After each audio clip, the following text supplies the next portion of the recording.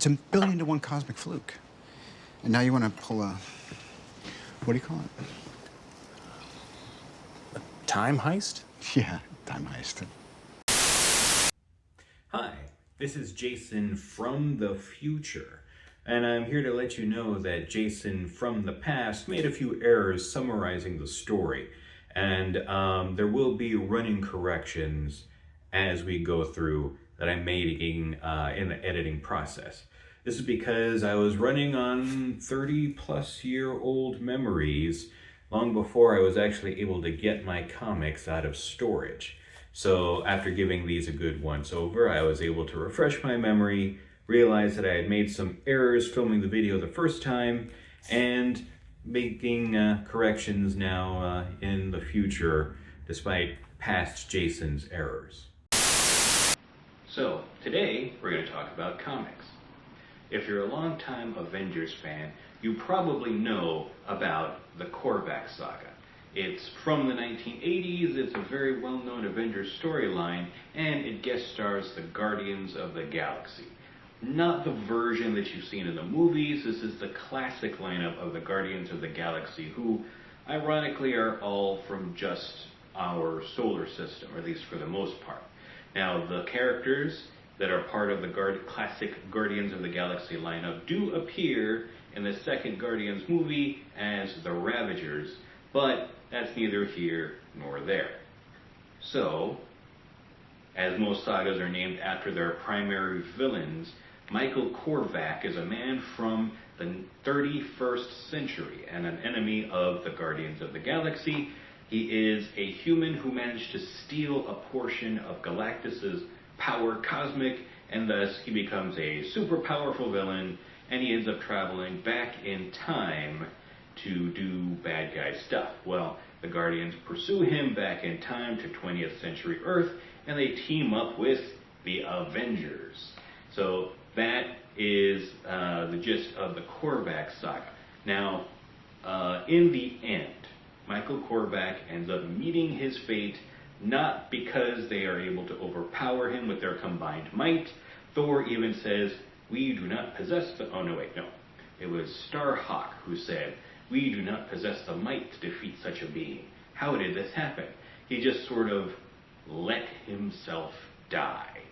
And his ally in this world, his girlfriend, after that happened, in a rage, she commits suicide by Avenger. So, she lets herself be defeated as well. Now, that's the end of the story, or so we think.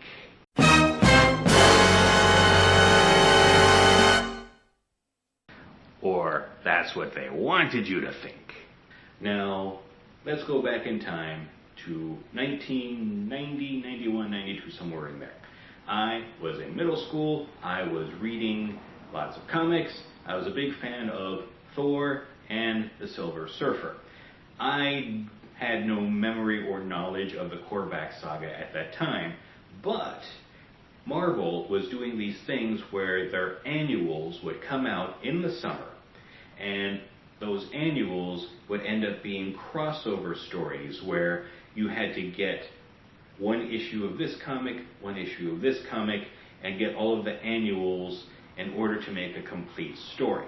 For example, if it was a big Avengers thing, like the classic Citizen Kang, another thing for another time, you had to get an Avengers, and you had to get a Captain America, and whatever.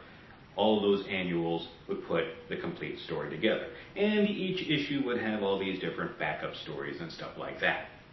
Well, I, being an avid reader of the Silver Surfer and Thor, noticed that the Silver Surfer annual and the Thor annual for that year tied into something called the Korvac Quest.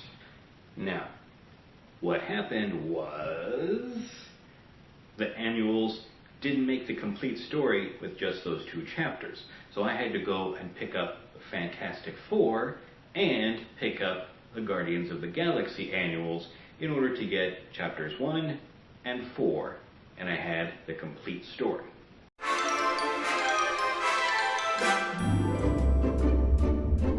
Michael Korvac, it turns out, did not die.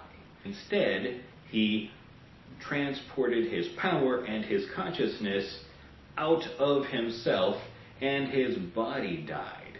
But his plan was to allow his memories and his power to manifest in his ancestors, so that instead of stealing Galactus's power as an adult, he would be born with it as an infant, destroy the Guardians of the Galaxy before they could ever stop him, and achieve his nefarious villain ends. So in Chapter 1, the Fantastic Four meet up with the Guardians of the Galaxy in the present day. This is almost immediately after the events of the Korvac Saga. They find that one of his ancestors, Michael Korvac's ancestor living in Australia, all of a sudden manifests this power. It drives her a little bit crazy, and combining the Guardians of the Galaxy and the Fantastic Four's abilities, they're able to subdue her, and the consciousness of Michael Korvac, with its power, zaps itself into the future.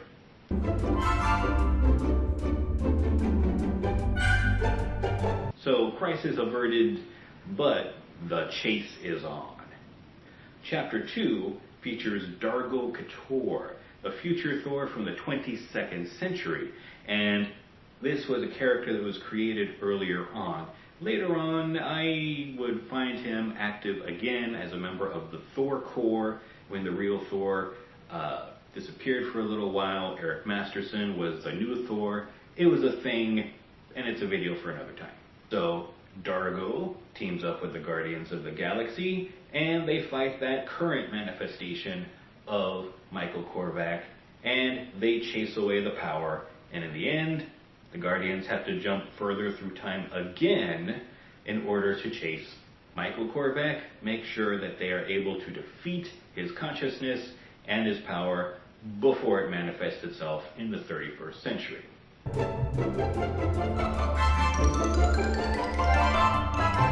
Chapter 3 features the Silver Surfer. And the Silver Surfer, at this time in the 29th century, has the quantum bands. What happened to Quasar? I don't know. A lot of stuff can happen in 900 years. But he is guiding a man named Mentor, who is the leader of a society, as they travel in a ship trying to settle on a new world.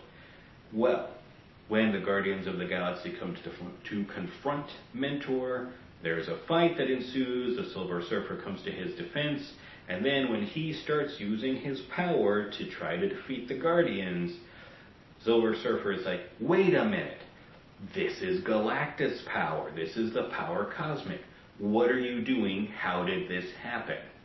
So after a conversation, Mentor releases the power, allows it to leave his body, but it jumps itself further in time before it can be contained.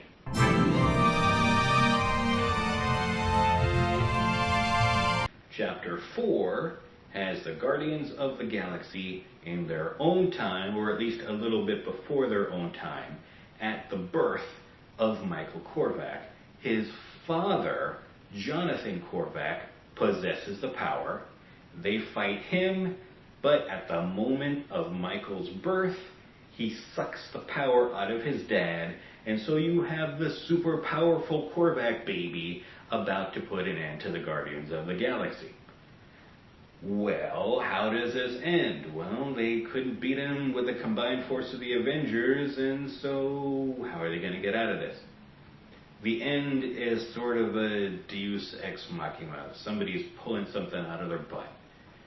Doctor Strange, a super ancient man at this point, shows up with his alien disciple, who is a new master of the mystic arts. And so his alien disciple, who has a name I'm forgetting at this moment, sucks the power out of Michael Korvac. Korvac is a baby, and they briefly ponder, should we do something before he grows up and does the evil thing? You know, kind of like the baby mustache man discussion. But in the end, they decide to leave him be. The end.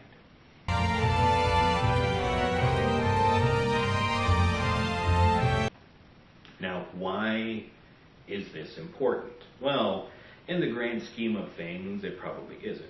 But the reason why this story spoke to me is because this was my first exposure to the crossover event as a whole, as an industry-wide gimmick. For me, my little 12-year-old mind was totally blown because I had never seen anything like it before.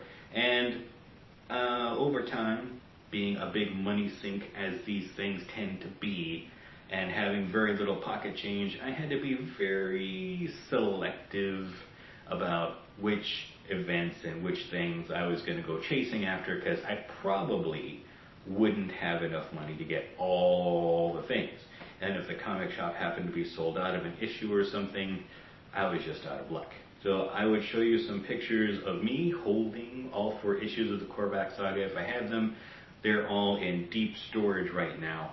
But that is the story of my first exposure to crossover gimmicks in the comic sphere. And thank you for listening to me talk.